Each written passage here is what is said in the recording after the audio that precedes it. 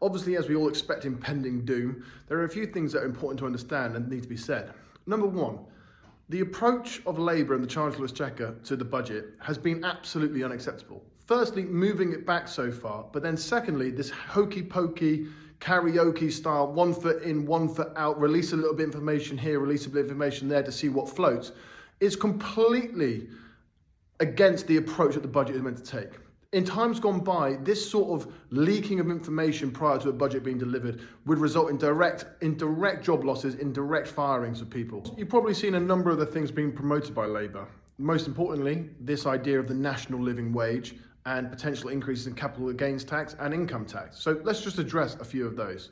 Firstly, capital gains tax and the idea that it should be the same as income tax. This fundamentally ignores the principle of what capital interest and what using capital is meant to be used for. The idea is, if you take capital and you put this into a business, your capital is now at risk. You can go from £100 down to zero. You can lose 100% of your investment.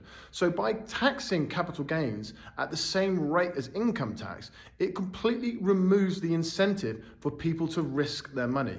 And British businesses, startup business in particular, absolutely require that injection of cash. So moving capital gains tax to the same level as income tax, where income is almost guaranteed because you're operating in a business perspective and you have a contract saying they will pay you X amount, whereas you risk your capital is something very different indeed. And that risk-reward ratio needs to be respected. National living wage and the idea of increases to minimum wage. Minimum wage sounds lovely. It sounds like a great idea. But the issue that you have, and all you need to do is check your clothing to see what impact it's had on British businesses. When you artificially interfere, and what was often referred to as Keynesian economics, where the government interferes in free markets thinking they can do better, when you interfere in free market dynamics with something like the minimum wage, you've artificially moved the supply and demand curve. You've made supply of labour harder because it's now more expensive. And what's happened? More businesses, more British businesses have moved their manufacturing abroad. And you only need to look at your clothes made in China, made in India, made in Taiwan to see that to be the case. And this is often respectable British brands who are actually having their manufacturing done abroad. Further to that, what you often don't know is that within the EU, the last place of design or manufacture is where it's said to be made from. So if you get a product shipped into Italy and they do a little bit of stitching, that counts as made in Italy. And obviously that isn't the case when the main product's been made somewhere else. Now, when it comes to income tax and increases in income tax, the top 60% of income taxpayers pay 60% of the income tax bill, making up around £200 billion a year. To be in the top 10%, you only need to earn £65,000 a year. But there's something you should recognise about this. Not all things are equal.